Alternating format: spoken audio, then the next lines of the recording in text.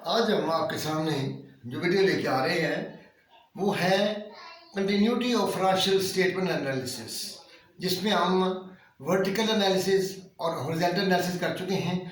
आज हमें ratio analysis करनी है। रेशियो एनालिसिस में हम सबसे पहले जो है हम ये देखेंगे, इसमें तीन चीज़ें देखी जाती हैं। एक होती है लिक्विडिटी, और दूसरी होती है प्रॉफिटेबिलिटी, और तीसरी होती है सॉल्वेंसी। आज की वीडियो में हमने देखना है इसकी लिक्विडिटी। लिक्विडिटी का मतलब होता है availability of funds when the debts और ऑब्लिगेशंस आर ड्यू। जब ड्यू हो जाए तो हम उसको पे कर सकें।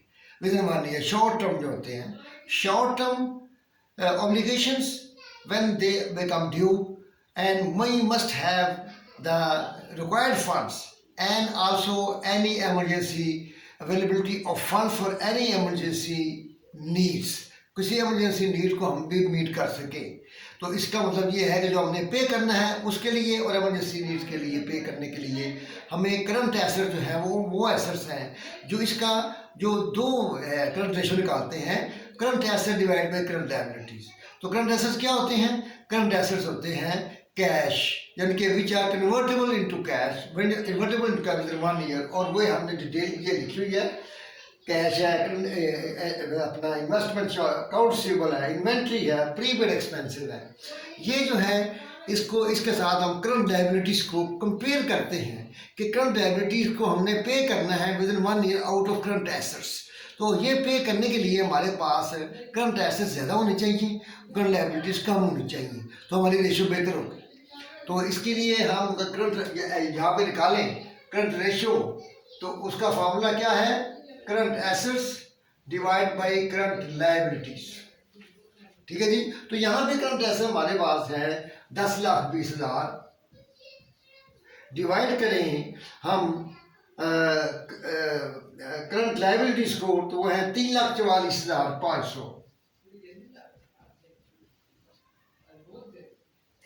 10,20,000 है और 3,44,500 है, तो इसका निकालें तो वो आता है जनाब 2.96। इसका मतलब ये है कि एसेट जो है वो 2.96 का मतलब है टाइम्स 296% समझ लें वो है, और वो है 1। यानी कि अगर एक लायबिलिटीज हो तो इसका मतलब है कि हमारे पास 3 के करीब यानी कि 3 गुना हमारे पास करंट एसेट्स हैं और 1 गुना जो है लायबिलिटी है। इसका मतलब है कि हम अपनी लायबिलिटीज को इसे मीट कर सकते हैं। तो ये जब हो जाता है तो हम उसके बाद देखते हैं कि इससे बेहतर एक क्विक या इमीडिएट जो है लिक्विडिटी। इमीडिएट लिक्विडिटी क्या होती है कि उसमें हम जो है इन्वेंट्री और प्रीपेड माइनस कर देते हैं करंट एसेट्स में से, और वो निकलती है हमारी immediate quick amount, liquid amount, immediate liquid amount. और इमीडिएट लिक्विड अमाउंट जो होती है वो क्या होता है? Current assets minus inventory and minus prepaid. ये हम जब निकालते हैं तो उसको हम डिवाइड करते हैं करंट लायबिलिटी से, तो हमारा जवाब जो क्या आता है वो है कि 3, 10, 20 है करंट एसेट्स, 6, 20 है हमारे इन्वेंट्री, और 50,000 है हमारी ये। तो इसका मतलब ये है करंट लायबिलिटी जो है 3,44,500 है।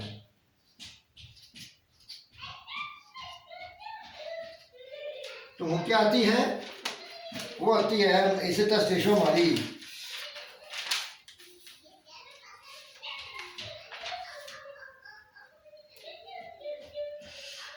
1.02। इसका मतलब ये इससे कम होनी चाहिए, कम होगी क्योंकि हमारा जो है नोमिनेटर वो कम हो गया। डिनोमिनेटर वही है, करंट लायबिलिटी डिनोमिनेटर है, नोमिनेटर जो है वो कम हो गया है। तो इसका मतलब है ये कम होनी चाहिए, लेकिन इतनी ज़्यादा कम हो जाने से इसका मतलब है कि हमारी इमीडिएट जो है, क्योंकि इन्वेंट्री में ऐसी आइटम होती हैं स्लो मूविंग आइटम कहते हैं, जिनका मतलब ये होता है कि वो हो सकता है कि ना बिके, नहीं बिक रही माजी में, तो वो हमारी स्लो मूविंग आइटम जो है उसने स्टॉक की अमाउंट को बढ़ा दिया है लेकिन वो बिकती नहीं है। कम बिकती हैं, तो कम बिकने से ये है कि हमारा करंट एसेट तो बड़े हैं लेकिन वो कैश में कन्वर्ट नहीं हो सकते। इसलिए हम इमीडिएट देखने के लिए एसेट टर्न रेशो कैसे हैं, या इसे कहते हैं क्विक रेशो। तो इस तरीके से हम ये निकालते हैं, दो हो गए। उसके बाद हम निकालते हैं account receivable ratio. Account receivable ratio जो है, हम उसके लिए हमें ज़रूरत है नेट सेल्स और अकाउंट रिसीवेबल की। तो इसका मतलब ये है कि अब हमें इसकी ज़रूरत नहीं रही, तो इसको हम अगर हटा दें तो हमारा मसला हल हो जाएगा कैलकुलेशन का। तो अब हम निकालनी है एसेट टेस्ट रेशो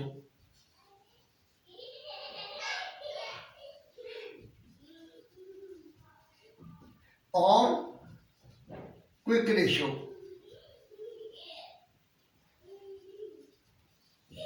इसमें आप क्या करते हैं, current assets minus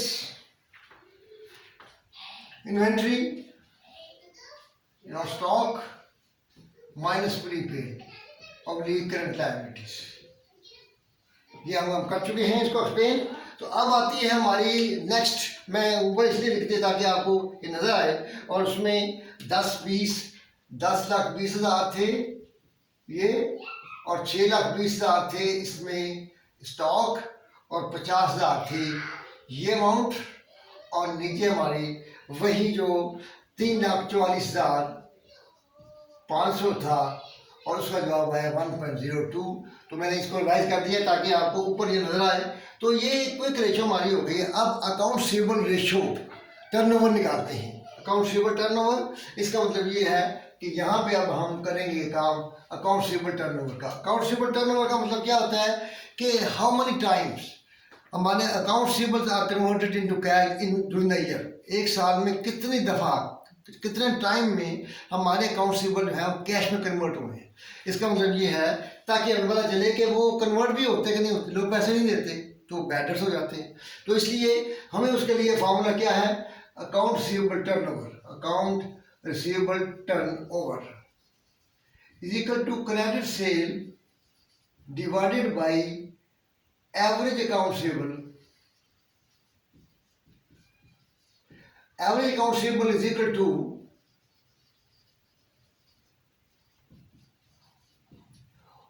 ending balance plus opening balance divided by 2। ये हम निकालते हैं इस तरीके से। तो ये हमारे पास दो बैलेंस हैं अकाउंट रिसीवेबल के, ये हम यहाँ लिखेंगे तो एवरेज रिसीवेबल हमारे निकल आएंगे। तो हम क्या करते हैं, अकाउंट रिसीवेबल को क्रेडिट सेल और एक एवरेज रिसीवेबल। एवरेज रिसीवेबल का जो है, एवरेज रिसीवेबल की डेफिनेशन वो है कि ending balance plus opening balance divide by 2। तो हम क्या करेंगे, 2,30,000 प्लस 1,80,000, 2,30,000 प्लस 1,80,000 डिवाइडेड बाई 2 जब करेंगे तो इसका जवाब क्या आता है,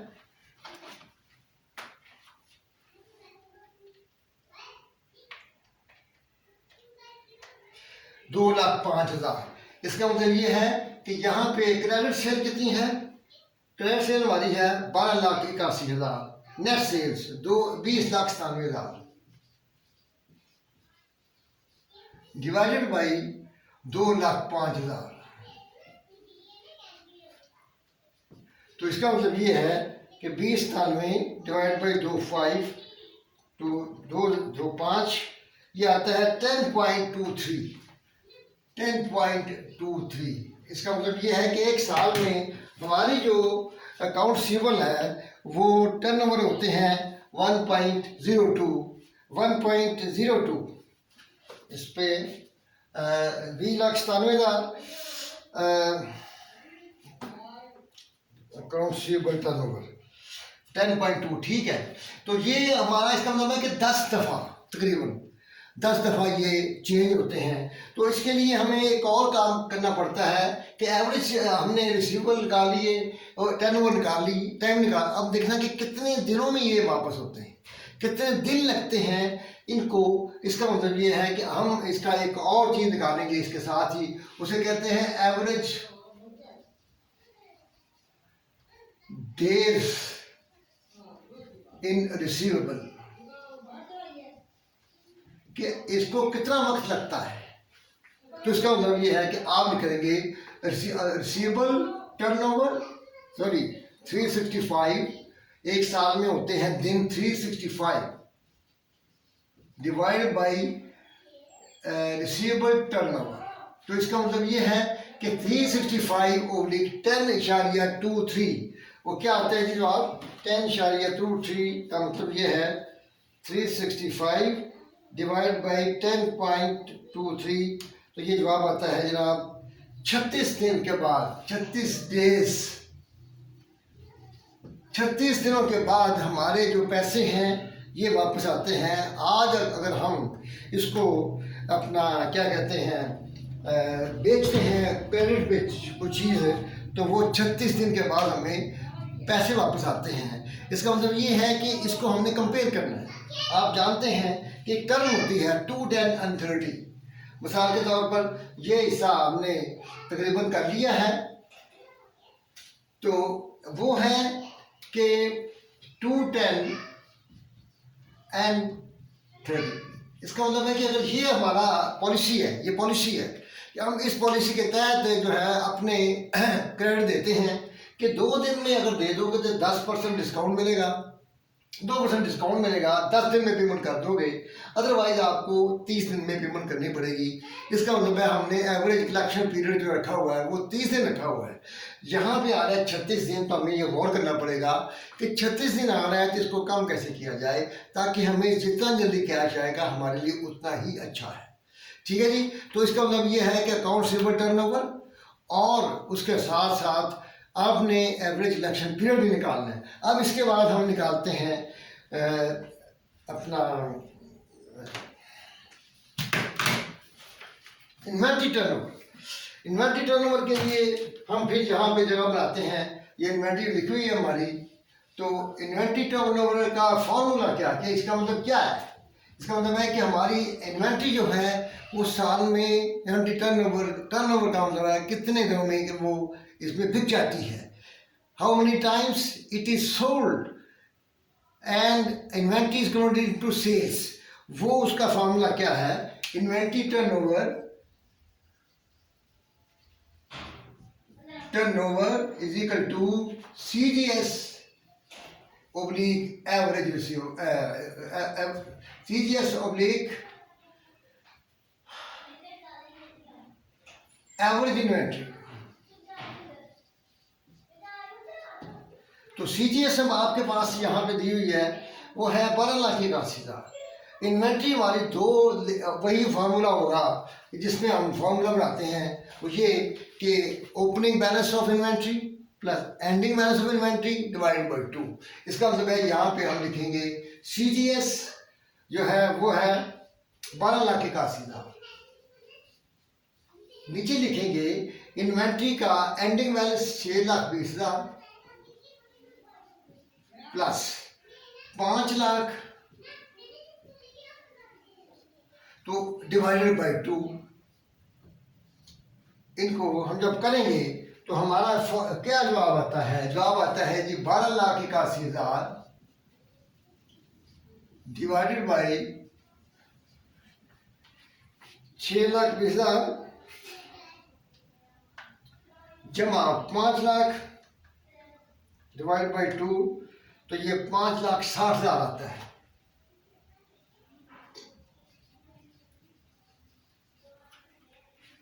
$6,20,000 प्लस 5 लाख डिवाइड बाई 2, तो 5,60,000। इसका मतलब ये है कि हमारा टर्नओवर जो है वो आता है 12,81 डिवाइड बाई 560, तो वो तकरीबन 2.29 टाइम, साल में 2 दफ़ा। तो बड़ी एक खतरनाक सूरत आ रहा है कि 2.29 हमारी इन्वेंट्री टर्नओवर है, और साल में ये कन्वर्ट होती है।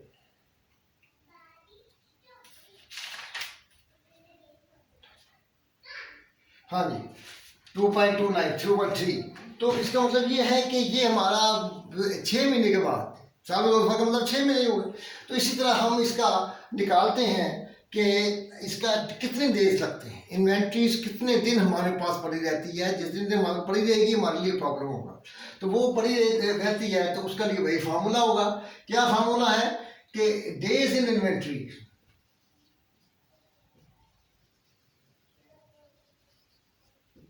इज इक्वल टू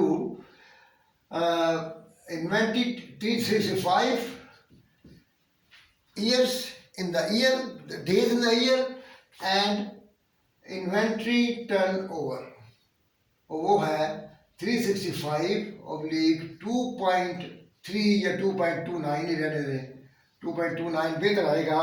तो वो कितने दिन बनते हैं, 365 डिवाइड बाई 2.29, वो आता है जी 159 दिन, तकरीबन 159 डेज लगते हैं ये, जिसमें कि इन्वेंट्री हमारे पास से रहती है, उसके बाद वो बिक जाती है। तो इसका मतलब है कि ये चीज़ बड़ी ख़तरनाक है कि हम 159 दिन हमें इन्वेंट्री को होल्ड करना पड़ता है।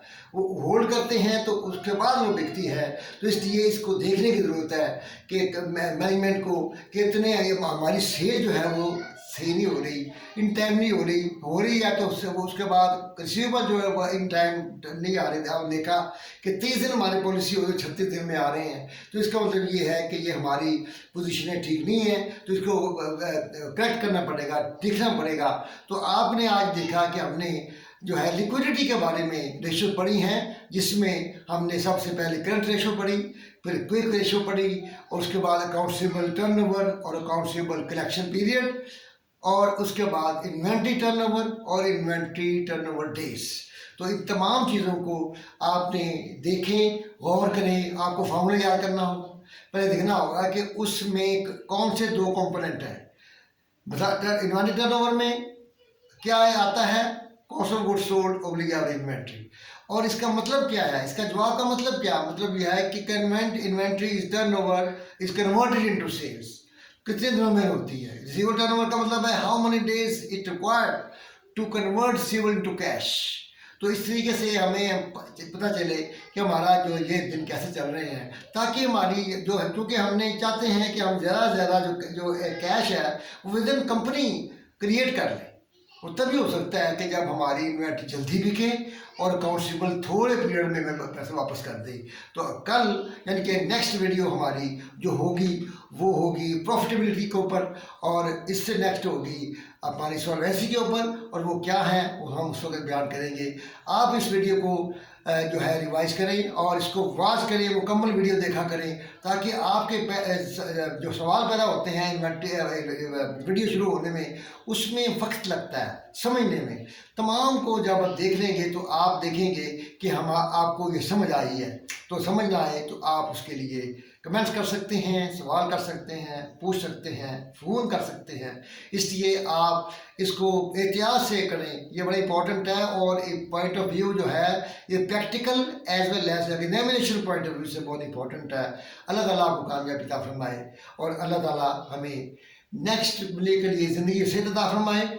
और आज का ये वीडियो ख़त्म होती है। अल्लाह हाफिज़।